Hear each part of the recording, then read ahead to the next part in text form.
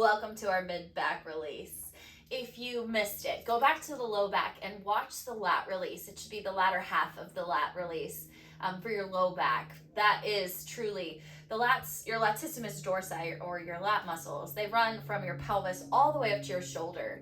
So your mid-back pain, your thoracic spine pain might actually be due to some lat tightness as well. So definitely head back to the low back series movie if you missed it.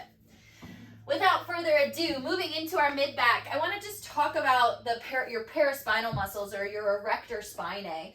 They literally hold you upright, but they run from the back of your head all the way down, adjacent to your spine, all the way down to your pelvis. And so knowing there's no right or wrong way to myofascial release, you can find a spot any way up the left or right side of your spine, all the way to your head. And so there's not a wrong place to do this, but do try and avoid the bone. Do try and avoid your vertebra.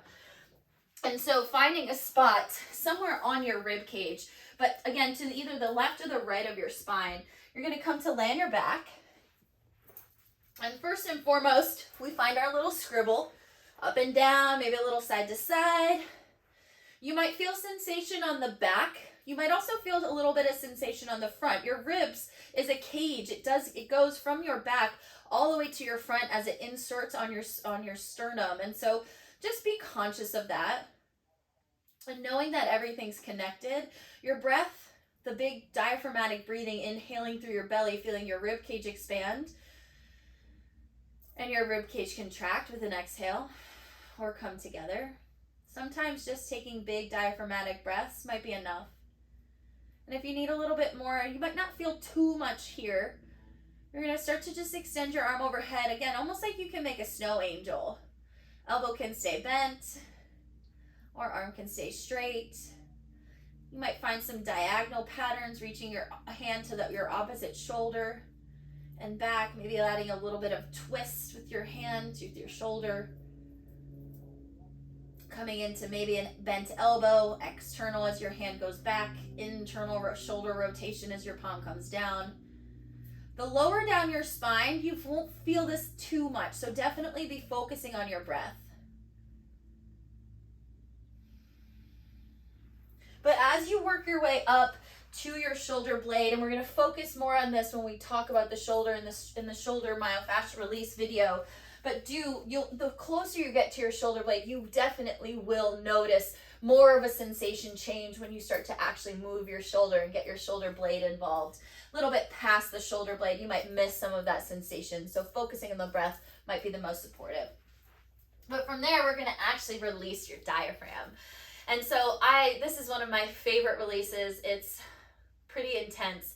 But if you have any sort of thoracic spine stuff going on, like those feelings of you just feel like your back needs to pop or crack, something like that, sometimes this diaphragmatic release is everything that you need and more. And so without further ado, introducing the diaphragm to you guys. The diaphragm is a muscle. It lives in our rib cage, inside. And so if you think about Alfred, he's the perfect model for this because he's got no muscles.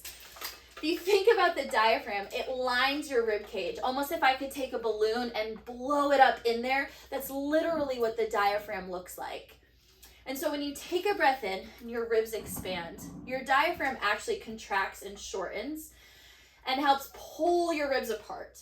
On your exhale, ribs come together. Your diaphragm lengthens, helps push the air out of your lungs as it draws the sides of your ribs in together. All 360 sides. All sides, front, back, and left and right.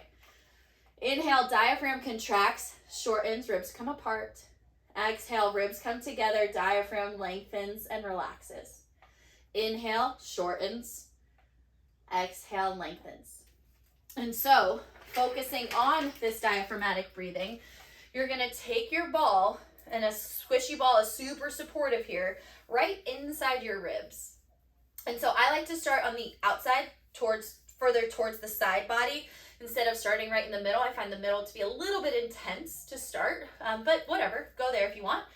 If not, start at the side. You're gonna just trace your ribs all the way down. Whether you can feel them or not, just get in that general vicinity. And you're gonna take the ball underneath your belly, come to lay on your belly, and almost like you can, again, scoop the ball into your rib cage. That's the goal. But again, tolerable on a scale of 1 to 10. 10 is simply, I cannot breathe through this. Even still, you want to stay somewhere between a 6 or a 7. Once you found your spot, you're taking big belly breaths. That's typically all you need to do. If you need a little bit more from your elbows, you can drop your head. Keeping your knees bent at first if you want. Straightening them might create more of a sensation. The choice is yours. Big belly breath in. As you exhale, can you let the ball go deeper into your belly? Soften, melt, keep exhaling, relax. Inhale right into the ball spot.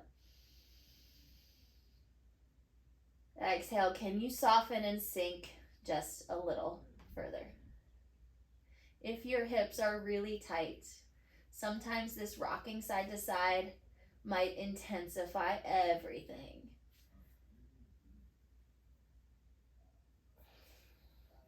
And once that feels complete, just gently walk yourself back up, or you can just scribble it over, but move the ball a little bit closer towards the midline of your body, towards your sternum, or what we call your xiphoid process.